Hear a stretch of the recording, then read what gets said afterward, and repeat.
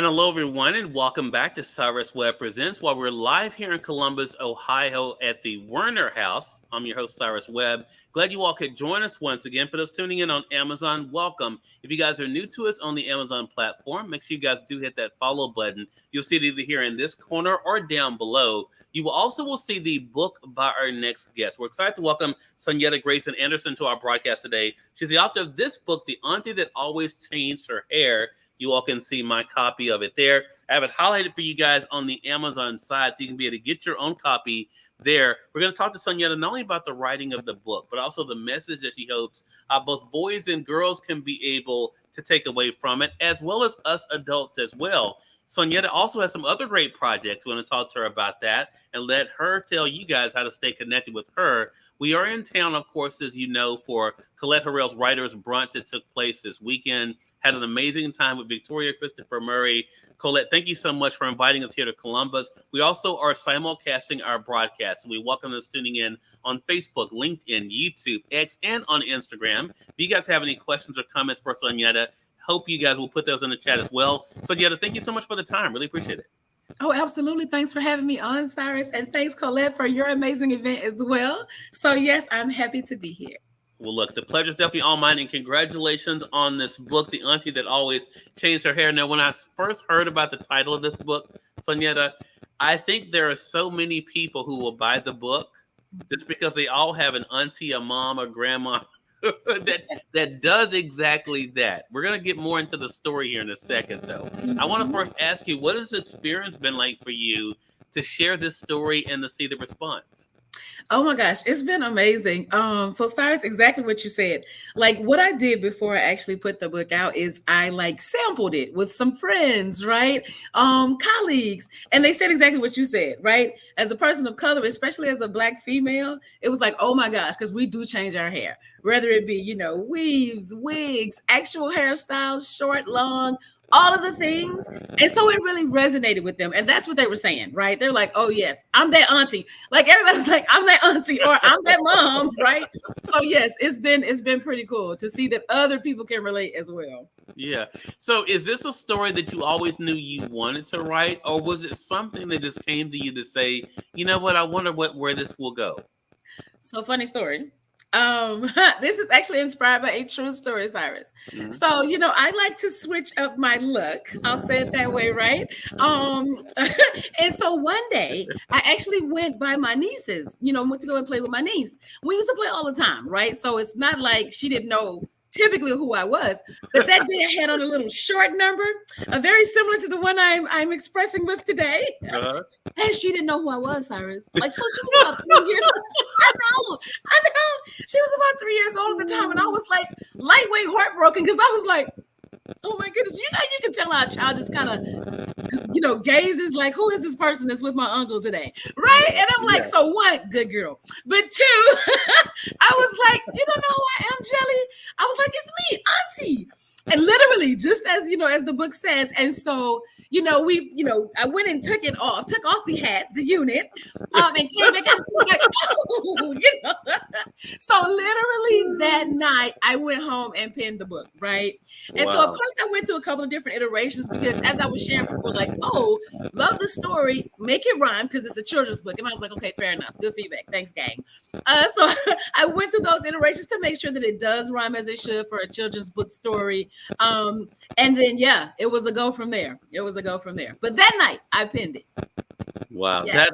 That is amazing. Now, let me tell you what's inspiring about that story, Sonyetta. There will be people who will be watching this conversation with us and say, you know what? I've had an experience that either I have said I need to write that down, or someone has said that you need to write that down.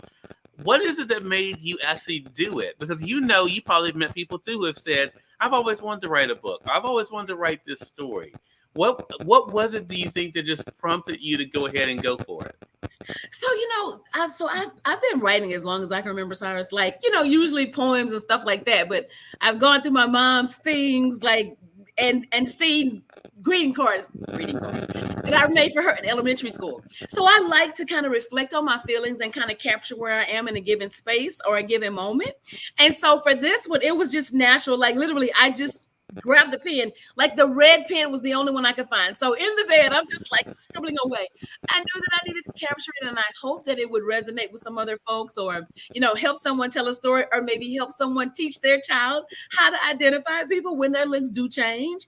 Because I mentioned, like, it's not just for ladies, right? Ladies is a bit more obvious because it's hair, right? And whereas at one time it was a little bit of a kind of negative connotation with like wigs and weaves and things of that nature, or wigs particularly. But then Regine from Living Single brought it on home to us. She would accessorize with the hair, and I was like, oh, that is so fly. And so so we get it a lot with the females, but even the men. Like you've seen the men on, Facebook or on Instagram where they have a big burly beard and then one day they cut it, and then their child sees it for the first time and they just start screaming and hollering, right? Yeah. Because they don't know who they are. So I think part of that is why I just wanted to capture it, because I'm like, it's a part of our diversity, and let's teach our kids how to really be able to identify someone just aside from just the hair, right? So that is kind of why I penned it. That's why I wanted to write it down. And Sonia, as you were talking just now, and honestly, I had not thought about this until you just said what you said. It reminds me of what NDRE said, I am not my hair. Yes. Right? I literally just was thinking about that as you were talking. I had read the book, had prepped for your interview. I had not thought about the NDRE song and that message until you just said what you said, because it is something we get to a place where we identify people by things that make us comfortable with them.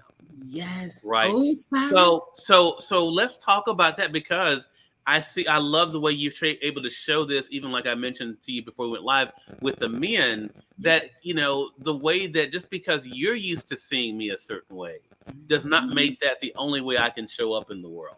How has that been for you personally to be able to embrace that regardless of how people may think about what you do or what you wear or the style of your hair, that you are you no matter what?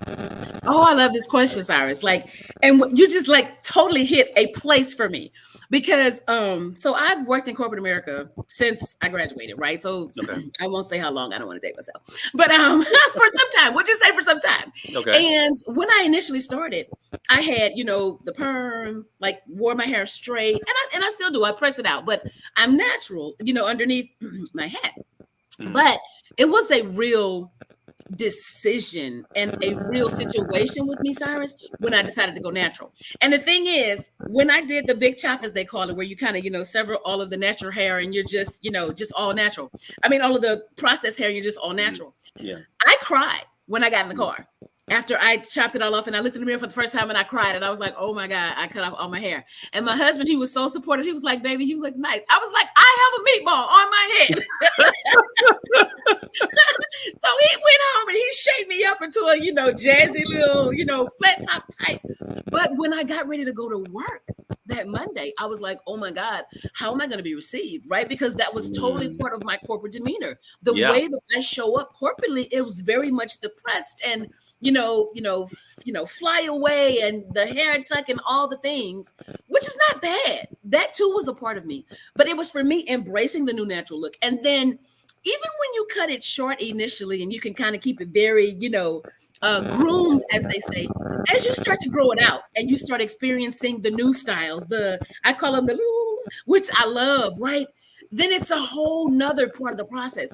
And so I toiled with it. I toiled with it daily. Like, okay, how am I going to wear my hair? Can I do twists? Is that okay? At one point I did cornrows, but when I did the cornrows, I made sure that I was suited and booted every day. So when you saw me, you saw, yes, cornrows, professional cornrows. Like, don't think that this is too ethnic in corporate America kind of thing. But it was, and even since then, sometimes I will say, when I initially started with the wigs and whatnot, a lot of times it was because I didn't know how it would be received for a given meeting or a given session. And I have to admit, and honestly, I hate this about myself, but God's not through with me yet, and I'm still growing. But most of the time, Cyrus, if I pitch to an executive audience, right, I still will I'll have my hair pressed out. So it's not perm, but I'll still press it out, because once again, it's one of those things where it's like, how will it be received? And I want to make sure that I show up the proper way. And so I've gone out of the limb sometimes and done the natural, the curly look. I can count the number of times when I've worn my full on afro to work. because it really is, it's a journey. So that's why when you said India Arie, I'm not my hair, it was so crazy because the day that I did the big chop, we went to an India Arie concert. Oh, And wow. Cyrus, when she sung that song, I nearly lost it. I was wild in the audience, right? And so, and we never even talked about this. So for you to say that question, like you got me going. So yes, it's been a real thing. It's a real thing, Cyrus. And I've talked to other professional Black women, like just in different mediums where, they're like maybe an executive conference or a seminar or something like that. And whenever we talk the topic, the comment section goes wild. Because they're like, oh my God, I feel the same way. I've experienced the same thing. Things got weird at my job after I went natural, like the whole spectrum, right? So yeah, it's a real thing. Yeah, and it goes to another point that you point out in the book. I want to reset real quick, Sonyetta, for those who are just tuning in. Welcome, you all are watching Cyrus Webb Presents here on Amazon Live, but we also, of course, are simulcasting on Facebook, LinkedIn, YouTube, X, and on Instagram. We're joined today by Sonyetta Grayson Anderson. She's the author of this book, The Auntie That Always Changed Her Hair. It's available here on Amazon. We have it highlighted for you guys in the carousel section there. You guys can be able to get it for yourself. We're also going to let you guys know how to stay connected with Sonyetta. But Sonyetta, the other point I want to make, and we're going to talk about the other things that you do, that I love that you did in this book, that yes, the title of the book is The Auntie That Always Changed Her Hair, but you also help Jelly, pronounced Jelly, right? Jelly, yes. Yeah, help Jelly to understand that whether people wore different clothes, that still, so that's a great conversation piece. Is that what you hope?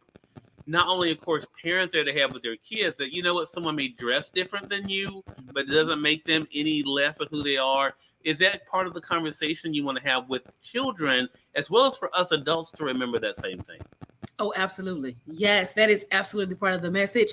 We want them to know that, yes, you may switch up your wear dress.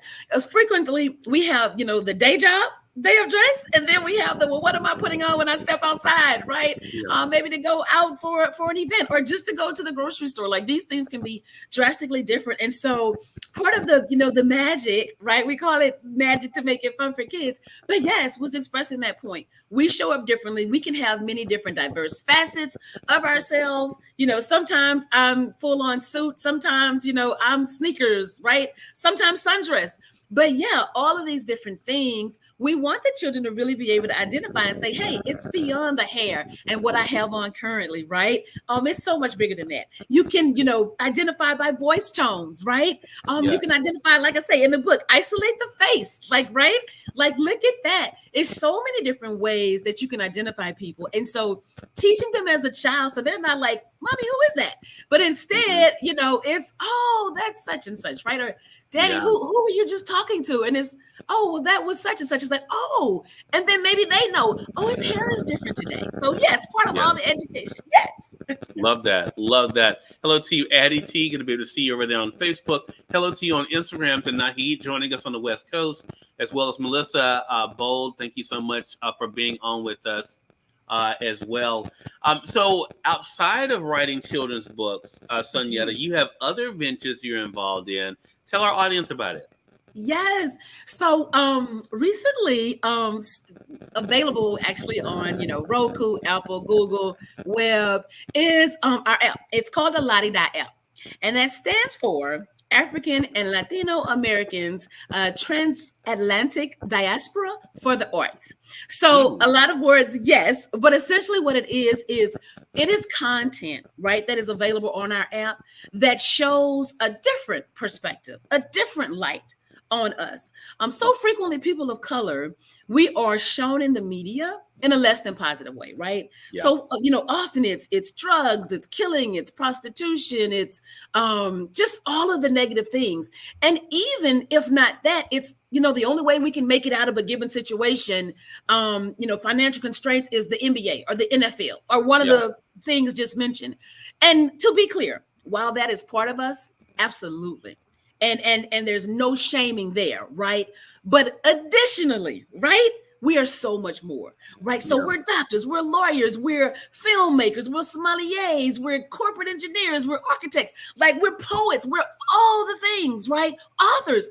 And so it's like, let's show the total picture, guys. Let's let our kids and grownups alike, Cyrus, know what else there is out there. And so on this app, there is amazing content where we're featuring some of the folks that I literally just named, right? So there's everything from, live musical performances for the arts. There's comedy, comedic shows. There are principals of schools, and they're talking about Black history that maybe we've never heard about, right?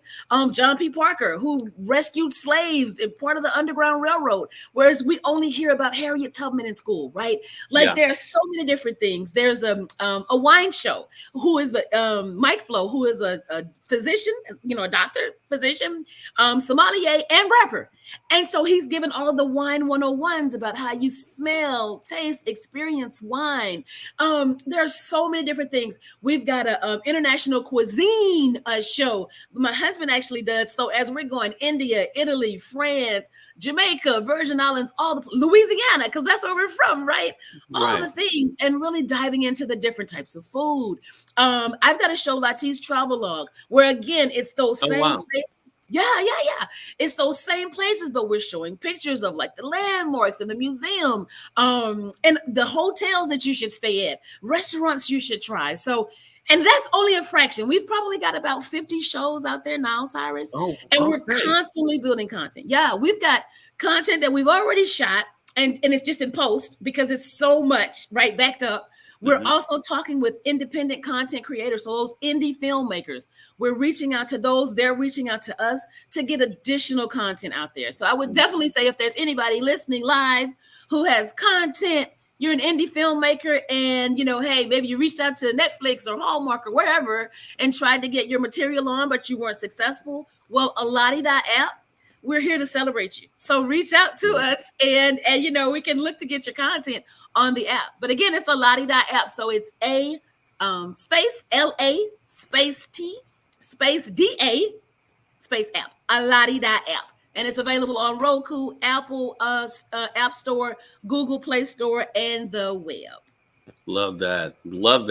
And that is great. I love the fact that you talk about bringing the different areas together. Sonyetta, that is awesome to be able to have a place to do that. Again, everyone, we've been speaking with Sonyetta Grayson Anderson. Her book is The Auntie That Always Changed Her Hair. Again, available here on Amazon. But as you can tell, there's a lot more going on with Sonyetta. So Sonyetta, how can our audience stay connected with you? Yes, so they can connect with me at admin, like regular, admin, ADMIN, at Lati, LAT, productions.com. So that's admin at latiproductions.com. Also, if you go to www.latproductions.com, latiproductions.com, there's a way for you to be able to email me there and it'll come straight to me. And of course, if you want to get the app, then, go to Aladi.app, again, on Roku, Apple, Google, and the web. If you go to the web, it's just www.latworld, Lati.world, LATDA .world. So that's a lot of ways, but the simplest way is, again, if you go to latiproductions.com, you can find all the things that we just talked about. I love that. A great conversation with you, Sonyetta. So glad that we could have you on with us, and looking forward to our next chat together. I know. Likewise. It's been amazing, Cyrus. Thank you again so much. More than welcome. And we thank you, our viewers, for tuning in to another great segment of Cyrus Webb Presents, here broadcasting from Columbus, Ohio, here at the Colette Harrell's Writers Brunch location, here at the Werner House in Columbus. Looking forward to more content. Make sure you guys stay tuned with us. If you guys are new to us on the Amazon side, make sure you guys hit that follow button either here in this corner or down below. Until next time, you all make it a great one. We'll talk to you soon. Take care. Bye, guys.